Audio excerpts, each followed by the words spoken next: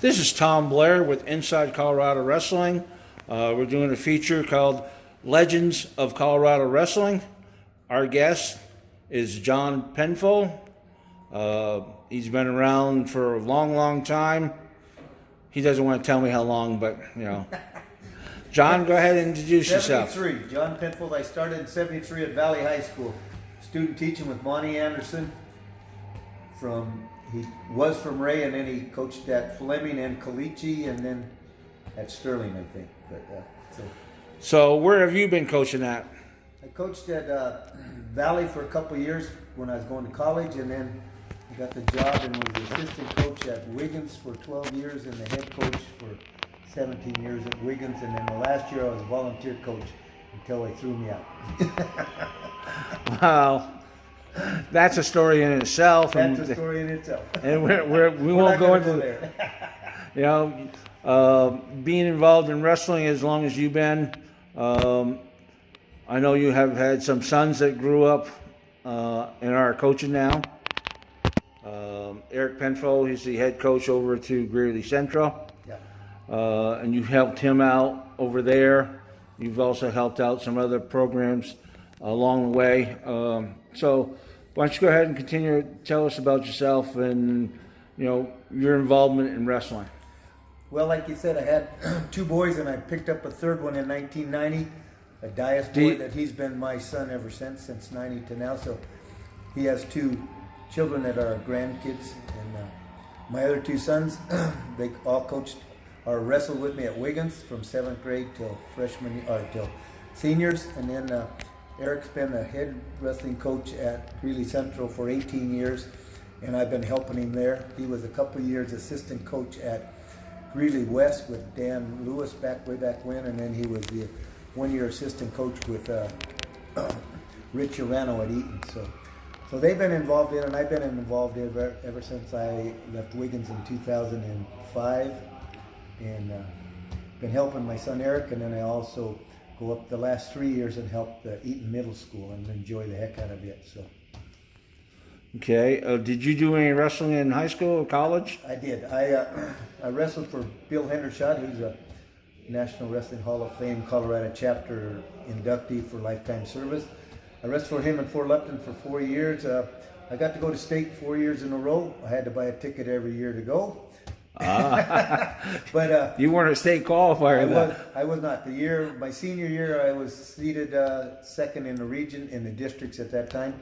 And on the Monday before that district tournament, I broke my hand and was in a cast. And I went to CSU when I graduated from high school, and I started to wrestle in the Tuffy McGill. But at that time, freshmen couldn't wrestle in the NCAAs, and so I gave it up and became partying and flunked out of school and got drafted, and then I went back to school after I got out of the service and graduated, and then became a coach and coached everything at Wiggins. I coached 1 year. I was a high school volleyball coach. I did junior high football, did junior high basketball, did junior high wrestling, did junior high track.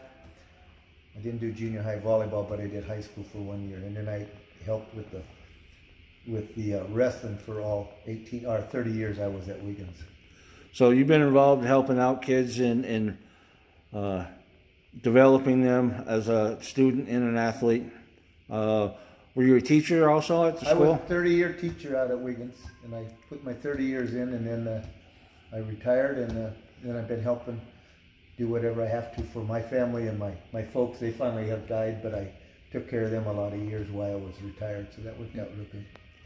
Now, you've been inducted into the Colorado Hall of Fame, Wrestling Hall of Fame. What year was that, and what was it for? I got inducted into the National Wrestling Hall of Fame Colorado chapter in 2009, and in 2010 I was inducted to the Colorado High School Coaches Association for wrestling, which is a great honor because that's all the coaches, not just wrestling, it's all the coaches. Okay. So being a retired teacher, you got a lot of spare time. You've been helping out with the Eaton Middle School.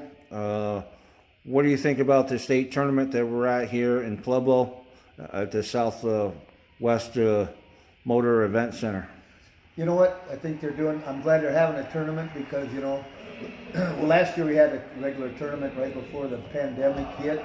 And this year it's been just a crazy year with no tournaments and duels, and you had to watch for COVID people and this and that. And so I'm glad it's getting done. I think we could have done better with different venues and 16-man brackets and stuff like that. But we're getting it done, and that's the best part. We're seeing live wrestling, and we're seeing a lot of good matches. They're setting up for the 2A finals out there, or not only the finals, but the third placement match and the fifth placement matches also. So what do you think about the changes in wrestling since you've been involved since 1973? Good changes or bad changes? Well, I think they're real good changes. You've seen a lot of really young competitors do real well. In the early stages, I think back in the 70s and 80s, there was a lot of mountain kids that were just tougher than boots.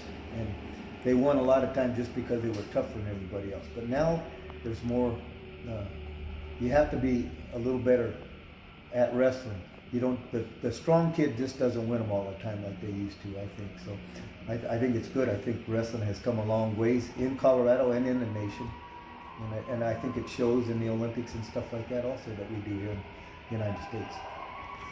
What do you think about the future of wrestling in Colorado, and also the future of girls wrestling, which has become a state-sanctioned program? This year, yes. This year, after having 2 years of pilot program, yesterday we had the girls' state tournament with 8-person brackets. I think it's great. I think girls should be wrestling girls. I always thought that. I don't think they should be in the boys program because we have a girls program for them now. And the talent that was shown yesterday on the top 8 girls from the state and all these weights was tremendous. I was impressed with a lot of their skills, and I think it's just going to get bigger and better just because more and more of them are going to start doing it now that it's a sanctioned sport here in Colorado. Okay.